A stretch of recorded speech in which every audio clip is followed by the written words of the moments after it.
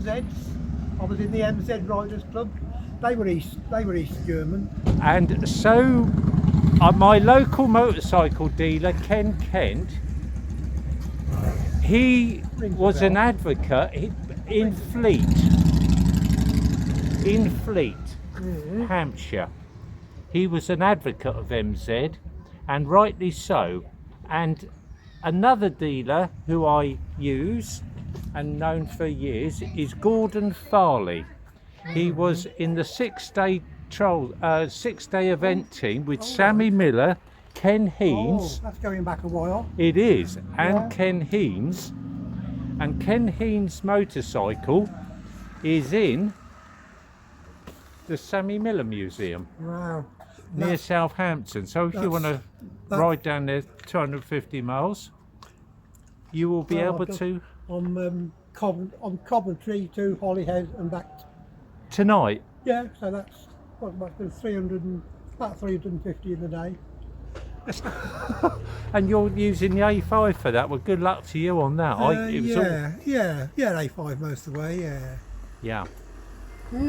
Isn't that a smashing bike? Obviously, I ride it all year, and it's due for the spring clean now. Yeah, but isn't that lovely? At least the metal is good on a BMW, and it all put a little bit of cleaner off her, and it all. How wonderful to have met you, and someone who's. How many years have you been riding? Oh, blimey, 58. Really? What was your first bike? Francis Barnett. 250. Oh, wonderful! Yeah. The Fanny B. And then a couple of sprung up Triumph Thunderbirds. Oh, yeah. 2 Aerial Red Hunters, 350s. Right, now I've come across them in again. I think the Sammy Miller Museum, or it may have been the London Motorcycle Museum, which was an incredible place. He was a Triumph dealership, and he had some very unusual Triumphs there. Some there were only 6 of, and of course he had the versions that were never put into production. And he had all the spares. His sons run it. Business. Back in those trials days, it was all big aluminium 4-strokes, wasn't it? Like single. It did. Norton 500 Ts and. Yeah. Yeah, aluminium pot. Yes, that's right. They were big bikes. Sammy Miller still has his. It's certainly not looking. It's not looking its best. It's a bit. No, but it's got that wonderful. I don't know. There's a bit of panache about this, and it's wonderful that you. That you've kept it so long. Very often people are always wanting. Is it? Yeah.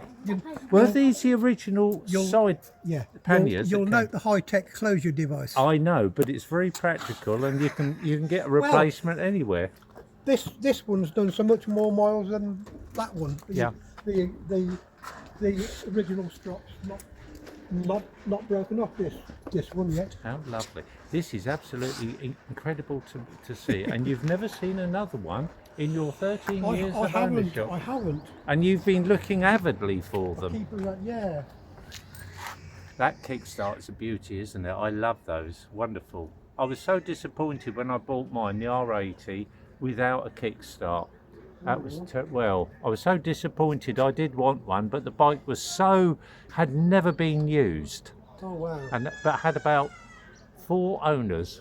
But a really nice chap. And oddly, I went to Rugby to buy it, and I put an advert in Motorcycle News, and he replied. And then I never got in touch with him for a couple of days. He rang me up. Do you want the bike? So I went up there with my trailer. Absolutely impeccable. I went early in the morning. That's about 12 miles from where I live, Rugby. Is it? Yeah, I've got a friend with a big Triumph at Rugby. And he had he had a collection of cars as well. And one of them was the pre-E-Type. It was the S-Type, I think really? It was. Yes, and he had a wonderful house, and he actually came from about 8 miles where I came from. So I travelled all that distance, and I meet a local.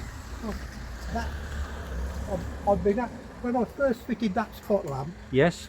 It was in the normal place, of course, and it might have shielded the wind. And I think my left-hand side was getting a bit warm. So you tilted up. So I tilted, and funnily enough, I put an E-Type, a Jaguar E-Type plug-in, a Champion N11Y. What, in that side as opposed to the other side?